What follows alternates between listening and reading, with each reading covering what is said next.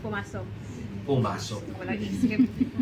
Yung tao, hindi naniwala. Pero may naligtas naman. Si Noah at ang kanyang pamilya. At saka yung mga hayop. Buti pa yung baka. Doon nga sa isang, hindi ko alam kung totoo yun, kasi pelikula na lang naman yun, Pagong. na huling-huling pumasok yung pagong. Pero sa palagay ko, sa totoong buhay, baka walang pagong na nahuli. Kasi wala namang problema yung pagong sa tubig. Di po ba? Amen. Kaya lang, alam niyo naman yung mga lumilikha ng pelikula, gustong gumawa ng extra.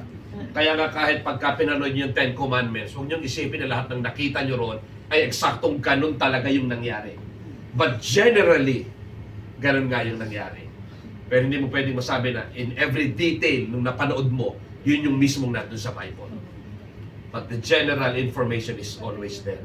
Kaya, yung pagong huling pumasok, yung pinakababagal. Pero sabi ko nga sa inyo, hindi sigurado kung may pagong nga ba talagang pumasok. Kasi kahit naman Sa tubig. hindi makapasok yon, hindi siya maapektuhan. Mabubuhay pa rin siya. Kaya huwag niyo nang isipin na may buhayang pumasok doon. Okay, ngayon, ano nangyari? Ginawa na Diyos ang lahat ng paraan. Nagawa siya ng angka. Pero hindi pumasok ang tao. Pero bakit nagpagawa ang Diyos ng angka? Because God will always give us chance para makaranas ng kaligtasan. Amen. The Lord will always give us chance to believe in Him so we will not perish. Para hindi tayo mapahamak. Bakit gagawin ng Diyos yun? Because God is love and He will do everything for us because He loves us so much. Kaya makikita natin doon, namatay na lahat yung mga tao. At ang natira na lang ay si Noah. May napanood akong pelikulang Noah, pero nung pinanood ko, simula hindi ko na papalabas ko sana sa estudyante. Hindi ko na pinanood kasi parang napakalayo sa Biblia. Kapag hindi ka nagbabasa ng Biblia, maliligaw ka eh. Ba, meron pa palang nakaligtas at nagbenta ng alak kay Noah.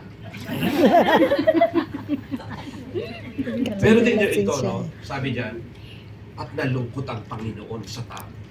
Alam niyo bang pagka hindi tayo maliligtas ay nalulungkot ang Panginoon?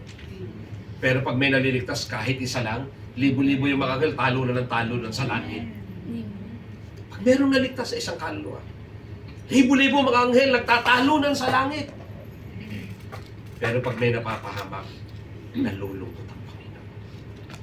Hindi siya nasisiyahan. Hindi siya natutuwa. Bakit?